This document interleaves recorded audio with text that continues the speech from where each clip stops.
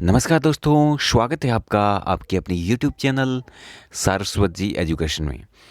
तो दोस्तों, रीट 2021 हेतु आप ही के सिलेबस का एक टॉपिक पृथ्वी एवं हमारा पर्यावरण, उसी का एक टॉपिक लिया है आज वायुदाब।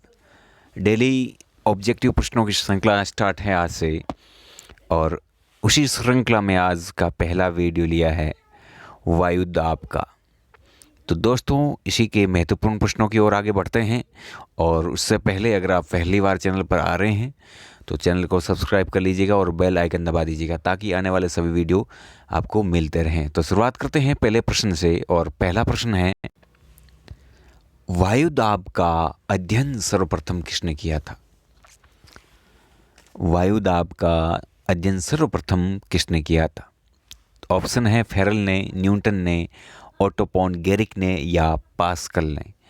तो इसका सही उत्तर हो जाएगा ओटो पॉन गेरिक ने। मित्रों, काफ़ी महत्वपूर्ण प्रश्न है। और बढ़ते हैं दूसरे प्रश्न की ओर। वायुदाब को किस यंत्र से मापा जाता है? ये प्रश्न अपने आप में बहुत ही महत्वपूर्ण प्रश्न है और अधिकतर परीक्षा में यह प्रश्न पूछा भी गया है। तो ऑप्शन की ओर बढ़ते हैं। ऑप्शन है लेक्टोमीटर, बेरोमीटर, थर्मामीटर, हाइड्रोमीटर। इसमें से किस यंत्र से वायुदाब को मापा जाता है? तो इसका सही उत्तर हो जाएगा बेरोमीटर। बेरोमीटर से वायुदाब को मापा जाता है। इस प्रश्न को ध्यान में रखिएगा। और तीसरे प्रश्न की ओर आगे बढ़ते हैं। तीसरा प्रश्न है, पृथ्वी पर सर्वाधिक वायुदाब कहाँ पाया जाता है? ये प्रश्न भी देखिए मित्रों, ये प्रश्न बनाए हैं तो हमने रीट के स्तर के बनाए हैं।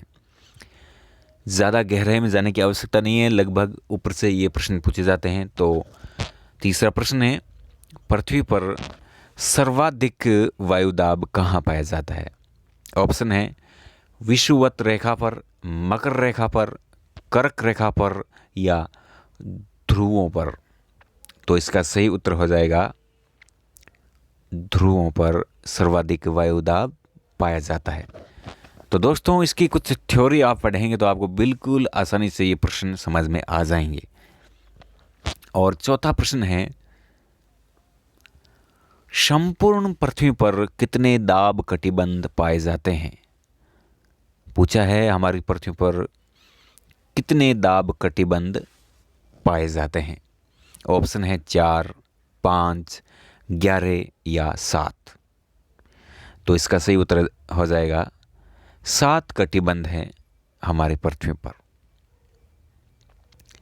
अगले प्रश्न की ओर बढ़ते हैं। अगला प्रश्न है, ये प्रश्न मित्रों काफ़ी महत्वपूर्ण प्रश्न है। ये प्रश्न आपके रीट 2021 के अंदर पूछा जा सकता है। पांचवा प्रश्न पढ़ते हैं, विश्व का सबसे अधिक वायुदाब किस स्थान पर पाया जाता है? ऑप्शन है इरकुटस्क, मरियाना द्वीप, गिनी की खाड़ी या मेक्सिको। तो दोस्तों, इसका सही उत्तर हो जाएगा इरकुटस्क, जो साइबेरिया में एक स्थान है। यहाँ पर विश्व का सबसे अधिक वायुदाब पाया जाता है। इस प्रश्न को मित्रों गौर से आप पढ़िएगा, ये प्रश्न लगभग चांस है इसका आने का। तो अगला प्रश्न देखते हैं, प्रश्न संख्या 6। विश्व का सबसे कम वायुदाब कहाँ पाया जाता है? मरियाना द्वीप के पश्चिम में, साइबेरिया में, उत्तरी ध्रुव पर या फ्रांस में।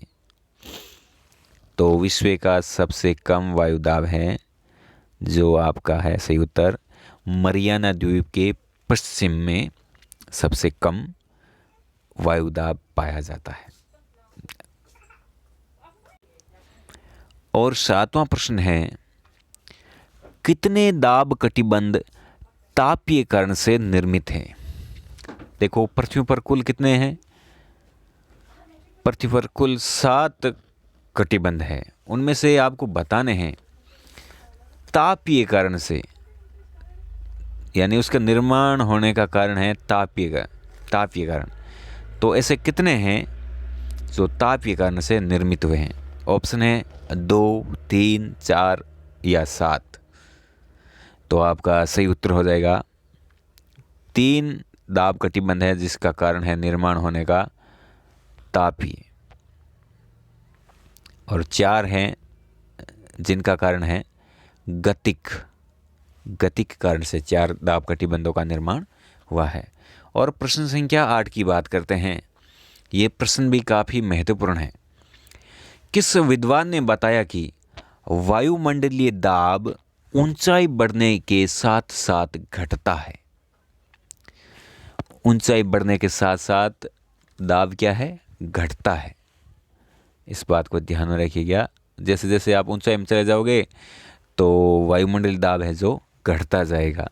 तो ये बात किसने कही थी?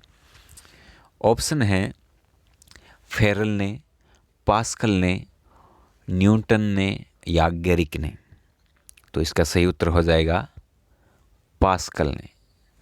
पास्कल ने बताया था कि जैसे जैसे आप ऊंचाई की ओर बढ़ते जाओगे वैसे वैसे वायुमंडलीय दाब घटता जाएगा या कम होता जाएगा। और प्रश्न संख्या 9 की बात करते हैं। यह भी काफ़ी बढ़िया प्रश्न है। समुद्र तल पर सामान्यतः वायुमंडलीय दाब कितना होता है? 76 सेमी, 80 सेमी, 86 सेमी या 66 सेमी? तो इसका सही उत्तर होगा 76 सेमी। और 10वां प्रश्न है, समुद्र तल से ऊंचाई बढ़ने के साथ वायु दाब। अब आगे आपको लाइन मिलानी है। प्रश्न एक बार दोबारा देखते हैं। समुद्र तल से ऊंचाई बढ़ने के साथ वायु दाब, ऑप्शन देखते हैं, बढ़ता है, घटता है, अपरिवर्तित रहता है या पहले बढ़ता है और फिर कम होता है? तो इसका उत्तर हो जाएगा वायु दाब घटता है। समुद्र तल से ऊंचाई बढ़ने के साथ वायु दाब घटता है। जैसे देखिए पास्कल ने जो पीछे वाला प्रश्न देखा था ना, पास्कल वाला, तो उसमें कह रखा है जैसे जैसे आप ऊंचाई की ओर बढ़ते जाएंगे तो वायुमंडलीय दाब घटता जाएगा। उसी प्रकार वही प्रश्न है, समुद्र तल से ऊंचाई बढ़ने के साथ वायुमंडलीय वायु दाब घटता है। और लास्ट प्रश्न है, डोल ड्रम किसे कहते हैं? ऑप्शन है विषुवतीय निम्न वायुदाब पेटी को, उपोष्ण कटिबंधीय उच्च वायुदाब पेटी को, घोड़े की अक्षांश को या ध्रुवीय उच्च वायुदाब पेटी को? तो भाई साहब इसका सही उत्तर हो जाएगा विषुवतीय निम्न वायुदाब पेटी को डोल ड्रम भी कहते हैं। तो दोस्तों आज के इस पहले वीडियो में 11 प्रश्न थे और अब आगे इससे भी बेहतर कुछ क्वेश्चन लेकर आएंगे हमेशा। और देखते रहिए सारस्वत जी एजुकेशन को। और चैनल को लाइक नहीं किया है, सब्सक्राइब नहीं किया तो कर लीजिएगा। जब तक के लिए धन्यवाद।